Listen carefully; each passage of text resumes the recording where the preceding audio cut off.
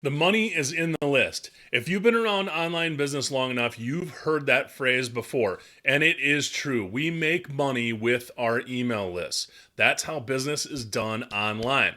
But you are not going to make money if that list is unhealthy and not optimized. Hey there, my name is Steve from Stark Web Design, and today we're going to talk about 10 tips to keep your email list healthy and profitable. Here we go. Tip number one, connect with your subscribers. Make sure that whatever sequence you have set to go out when someone opts into your email list, that it starts with a welcome message. It lets them know a little bit more about you, introduces them to what they're going to get by being on your email list so that they want to open those emails. It's important to introduce yourself and make sure you make a connection with those subscribers. Tip number two, send emails. I know that seems like that's pretty obvious, right? But how many people out there have built a list and then let that list just sit out there without contacting them for weeks, months, even years on end? Well, I've been guilty of this myself, right? I've not emailed my list enough. It's something that you have to stay on top of. People need to realize that they're going to get emails from you, and they need to make it a habit of seeing those in their inbox and knowing that they want to open them and get the content that you have. If you have good content, you have to make sure you're sending out emails on a regular basis. Otherwise, that list goes stale, and when they get your email, they're going to unsubscribe or even send you a spam complaint. Number three, scrub your list regularly. And what we mean by scrub is go in, sort your list, and see who hasn't opened an email in 6 months, 12 months, 18 months. However long you want to do it, I recommend probably every 6 months going in, and if people haven't opened an email from you, you do one of two things. One, you delete them, or two, you get them into a re-engagement sequence to try and get them engaged. We'll talk about that in a minute, but you need to be scrubbing that list on a regular basis. I would say at least twice a year, just so that you're not sending out emails that are going to be unopened, because that can have an impact on your deliverability and whether or not your emails are going to hit inboxes or junk folders. Number four, we just talked about it, re-engage inactive contacts. You do that with a re-engagement sequence. So you can set up a sequence that once you identify people that have not opened emails from you, give them the opportunity to opt out. Ask them if they want to receive emails from you. Do they want to continue getting your content? If they don't, they opt out. Okay? And it's okay if they opt out, because those aren't your people. That's not your tribe. You want to remind them of why they joined, what kind of content they're getting, and see if they really want to be on your list. If they don't, ask them to opt out. Make it super easy for them. Put a button in there, put a link so that they can opt out really easily. But that re-engagement campaign can really boost your numbers again and get people opening, or it'll clean your list for you. So that re-engagement campaign is really good for trying to activate some of those inactive contacts. Number five, organize your list into segments. Use segmentation. So what we can do with this is, if you are pulling leads in from various lead magnets or for various topics, you can make sure that you assign a tag to them. Pretty much every email marketing system you get will allow you to create multiple lists and create and add tags as people opt in.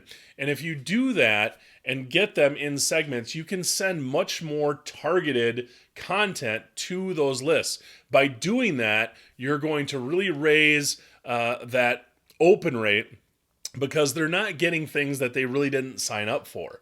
So if you've got, if you're a marketing person and you've got emails that are all about social media and then emails that are all about building your website, people might not want both of those things. And if you segment your list, you can send targeted content to each of those segments.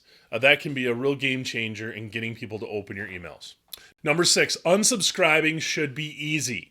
All right. If you are not following the Can-Am acts, the laws put out by the Can-Am, you are in danger of not only people not opening your emails, them not being delivered properly, but also getting your website blacklisted. So you need to make sure that it's very, very simple for them to unsubscribe. Every email should have an unsubscribe link, generally at the bottom, but fairly pronounced and easy to see so that they can unsubscribe if they do not want to keep receiving your emails. This is the surest way to getting a domain blacklisted is by not giving people an option to unsubscribe and then them sending out all kinds of spam complaints for you. So make sure that's super easy. Number 7, earn your list. Don't pay for it. Don't buy leads. All right. It's been a problem in online marketing for so many years.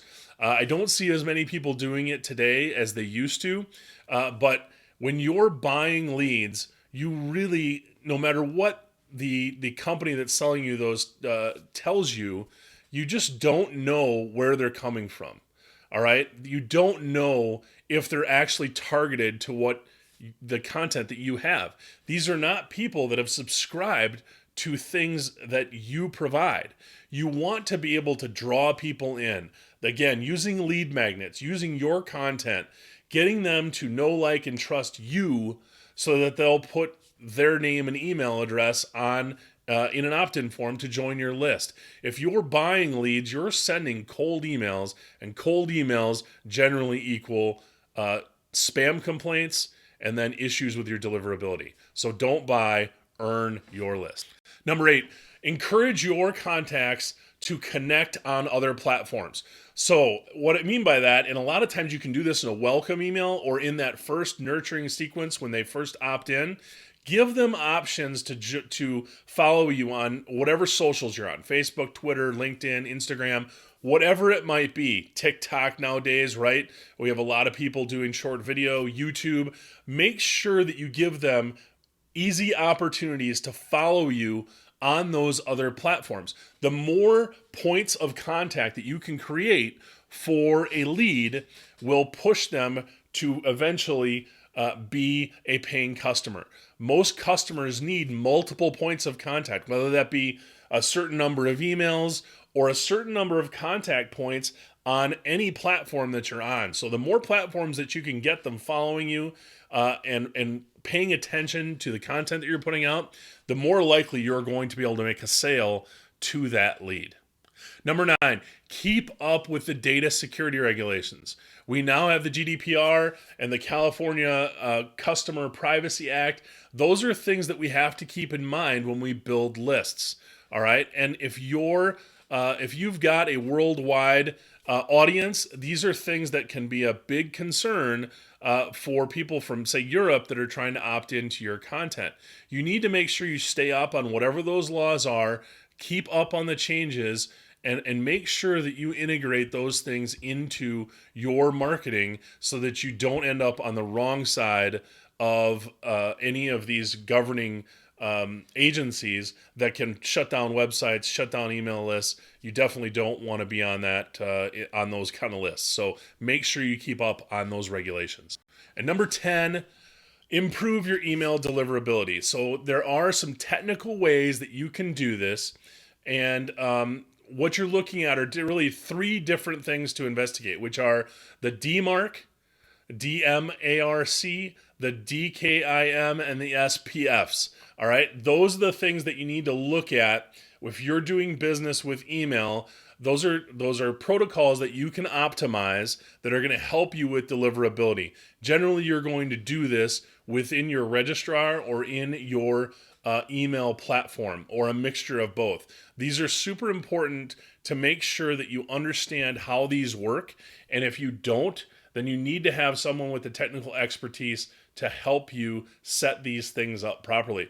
These can have a huge impact on the deliverability of your email.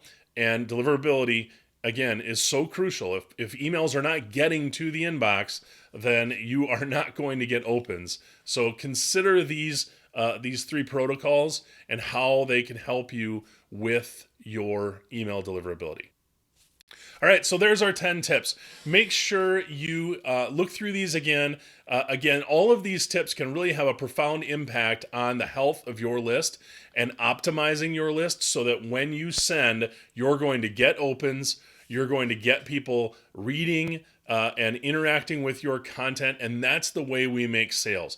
The money truly is in the list, but it has to be a healthy one. All right, great. I hope you had some value from this video. If you did, please like, comment, and share. Also, make sure you subscribe to the YouTube channel and follow us on all the socials. We'll see you next time. Bye-bye.